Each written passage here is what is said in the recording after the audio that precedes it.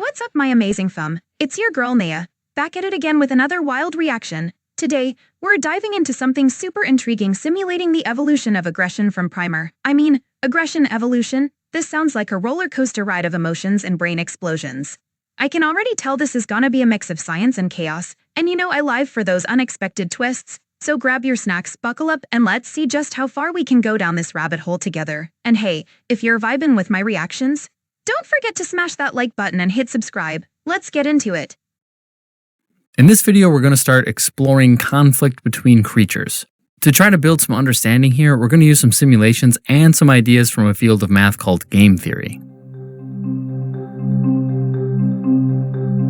Okay, so in our simulation, food will appear each day, and then blobs will appear and go up. This simulation sounds wild. Blobs chasing food? It's like a chaotic buffet where everyone's trying to get their fill. Can't wait to see how these blobs interact. Will appear and go out to eat the food. We'll use the same survival and reproduction rules as in previous videos. Eating one piece of food lets a creature survive to the next day, and eating two pieces of food allows a creature to both survive and reproduce. What's different in this simulation, though, is that food will come in pairs. Each creature randomly picks a pair of food to walk to, so it might get the pair all to itself and get to go home with two food and then reproduce, or another creature might find the pair at the same time.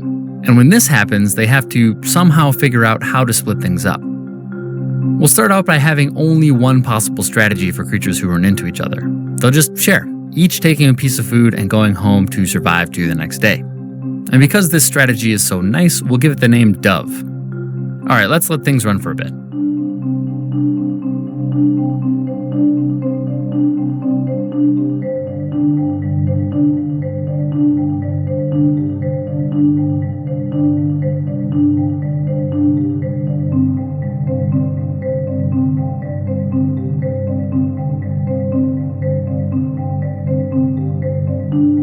Alright, now let's add a new strategy called the hawk strategy. Ooh, the hawk strategy sounds intense. This is where things get spicy. I can already picture the drama unfolding between the doves and hawks. Can't wait to see how this plays out. Hawks are more aggressive. If a hawk meets a dove, the hawk will go for the same piece of food as the dove, eat half of it, and then quickly eat the other piece of food, taking it for itself. This half food does complicate our survival and reproduction rules a little bit. So in this situation, a dove ends the day with half of food, so it'll have a 50% chance of surviving to the next day. And the hawk ends its day with 1.5 food, so it'll survive for sure and also have a 50% chance of reproducing. So it looks good to be a hawk, but it's also risky. If two hawks meet, they'll fight, and fighting is taxing. At the very least, they use a lot of energy and they might also get injured.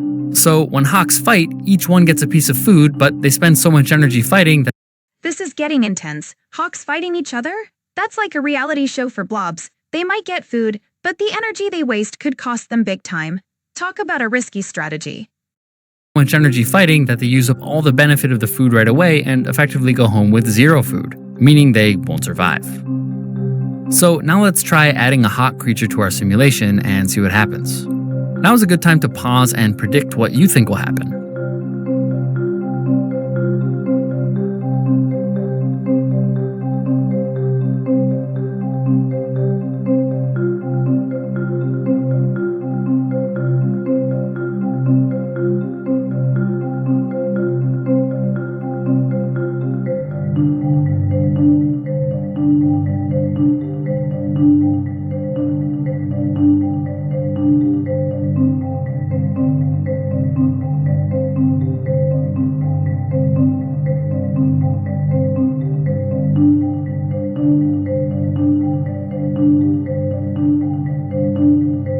Alright, it looks like we have a mixture that fluctuates roughly around half and half. And Whoa, this graph is wild. It's like a battle of the species. Doves and hawks are in a constant tug of war. I love how the numbers fluctuate. It's like nature's own reality check. Can't wait to see how this plays out. And there are also fewer creatures overall, even with the same amount of food. Here's an example of how natural selection doesn't necessarily act for the good of the species. And to cover our bases, let's try starting with all hawks.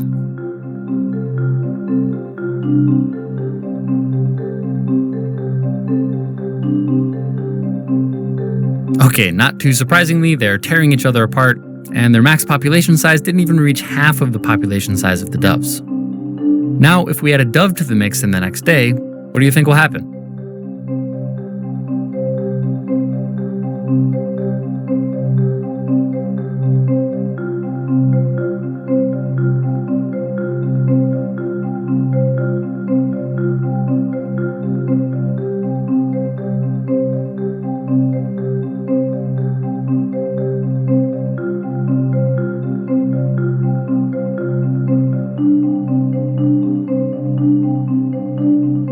Okay, so it took the doves a little while to gain a foothold here, but eventually we end up. Wow, what a turnaround. Doves finally making their move after the hawks dominated. It's like the underdogs rising to the occasion. This graph tells a powerful story of survival and adaptation. Nature's full of surprises. We end up in a similar situation with a fluctuating mixture of hawks and doves. So why do we care? Huh?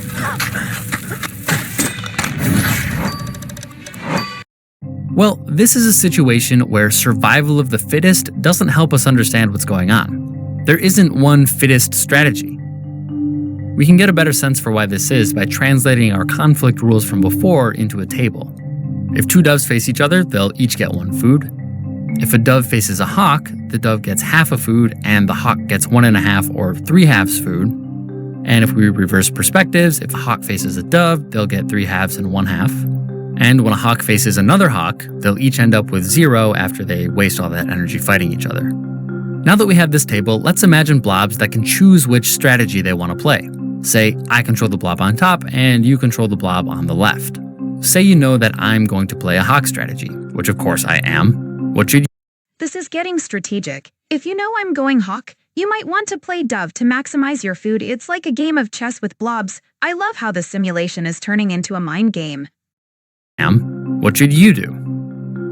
Well, you're better off just backing down and taking your half food. That might be annoying since it feels like I'm winning somehow, and you might be tempted to challenge me and also play hawk to teach me that I can't just push you around. This could make sense if we were going to play this game against each other over and over again, as two humans might do, and that is something we'll talk about in future videos. But in this situation, we're just these simple blobs with no social structure, interacting once, and even if we do see each other again, we won't remember it. So all that matters is how much food we take home right now. And if you want to maximize your chances of surviving and reproducing, you'll play dove. Discretion is the better part of valor here. Let's record this by drawing an arrow. If we're in the right-hand column because I'm playing hawk, the situation in the upper right square is the best you can do. Okay, in the other case where I'm not so mean, you know that I'm going to play the dove strategy. In this case, you'll do better playing hawk. And here again, because you're a very smart human, you might be tempted to think about the. This is getting deep. The strategy choices are like a psychological game. It's fascinating how the dynamics shift based on what each blob decides. I love how this is turning into a strategic showdown. About the future and want to reward me for playing nice and play dove yourself, but we're just these really simple blob creatures who might never see each other again. So if you want to maximize your chance of reproducing, you'll play hawk. And we can record this with another arrow. So now to complete this table, we can reverse perspectives and think about what I should do in response to you, which I won't go through in detail, it's the same reasoning, but we'd get similar arrows in the rows here. These arrows all point to more advantageous strategies. And the interesting thing to notice is that there are two stable situations. Either you play hawk and I play dove, or you play dove and I play hawk. If we're in one of those two situations, either one of us would be worse off if we pick a different strategy. And by the way, this way of analyzing choices is called game theory, which is a whole field of math. And a situation where nobody benefits from changing their strategy is called a Nash equilibrium, named after John Nash, who some would say had a beautiful mind. So the best strategy isn't hawk or dove. This is a game changer. The Nash equilibrium is such a cool concept. It's like finding the sweet spot where neither side wants to budge. It's all about balance, and I love how it applies to these blob strategies. It's to do the opposite of what your opponent is doing. When there are a lot of doves, it's better to be a hawk, and when there are a lot of hawks, it's better to be a dove. There's some equilibrium fraction of doves that the population has always pulled toward. Great, so we have the main conceptual point down, but we can deepen our understanding by calculating what that equilibrium fraction should be. The population will be in equilibrium if doves and hawks have the same expected average score in a contest, right? Equilibrium is when, on average, we don't expect to change one way or the other, so we can't have one strategy doing better. They're equal. Our goal is to find the fraction of doves that makes this condition true. On our way there, let's first calculate the expected average score for a dove in a hypothetical example, say where the rest of the population is 90% doves. So let's see, a dove will have a 90% chance of facing another dove, in which case it gets the dove versus dove payoff of one food, and a dove.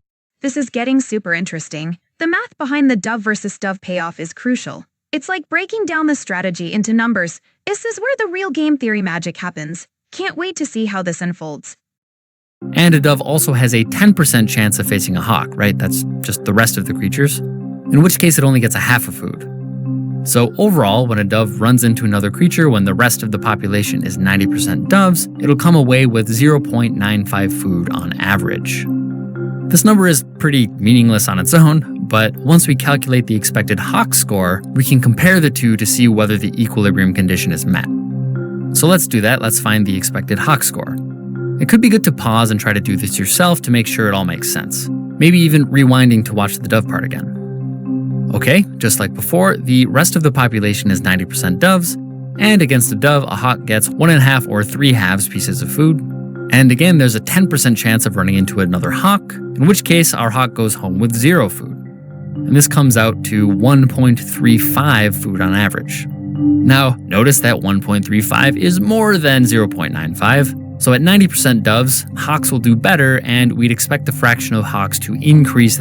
This is a pivotal moment. Hawks outperforming doves at 90 dove population? That's a game changer. It's like watching a strategy shift unfold in real time. I love how this math reveals the dynamics of survival. In the next generation. So it's not equilibrium, not 90%.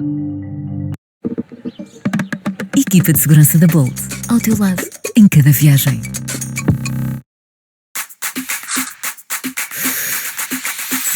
Consuminte e liberta a tua magia. Now, to find out what fraction of doves does meet the equilibrium condition, we can write the fractions of doves and hawks as variables instead of just guessing at specific numbers. And you might be saying right now, wow, that's a lot of letters, which is a fair point, but we're almost there, and our next step is actually to get rid of one of those letters, so there's a nice treat already.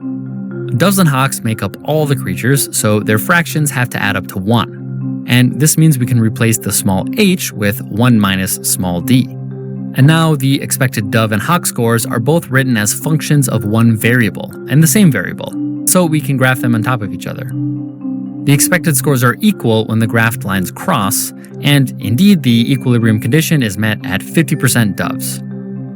And if we run a simulation with way more creatures than before, unfortunately too many to animate, the randomness smooths out a bit and we can see that the prediction is true.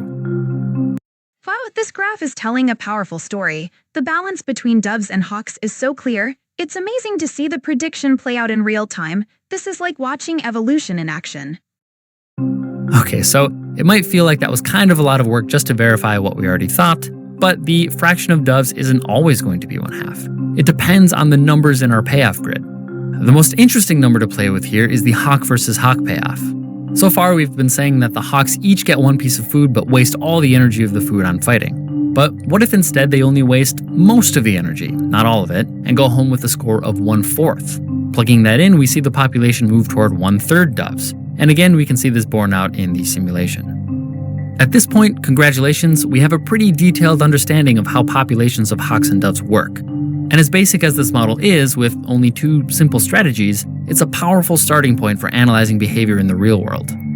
And before we go, I want to give you some teasers for how we'll build on this to get closer to reality in future videos. First, creatures in the real world can play more than one strategy.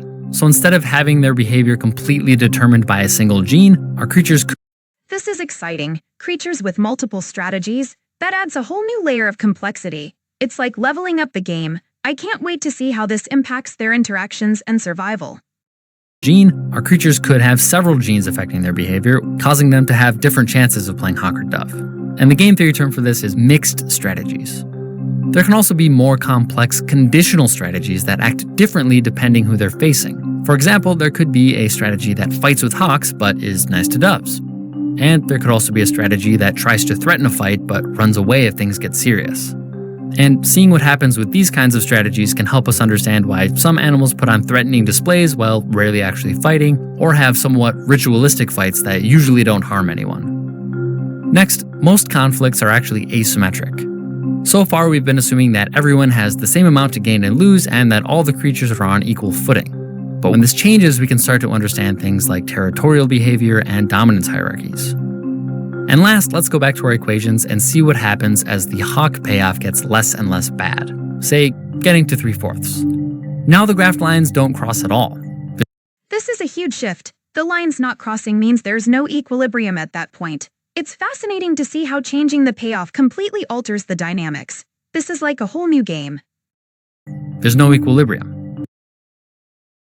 And that's a wrap, my fabulous femme. What a wild journey we just took with simulating the evolution of aggression. We dove deep into the chaos of blobs battling for food, got hooked in that intense hawk versus dove drama, and learned about some next-level strategies that turned this whole experiment into a mind-blowing game of survival. I mean, who knew blobs could be this strategic and savage? From the rise of the underdog doves to the nail-biting nash equilibrium, this simulation served up some serious knowledge alongside loads of entertainment. Honestly, it's just a reminder that nature is full of surprises and tactics. And we love to see it. If you vibed with my reactions as much as I did, don't forget to hit that like button and smash that subscribe. Join the Naia fam for more epic reactions. And let's keep this fun train rolling. Catch you in the next video.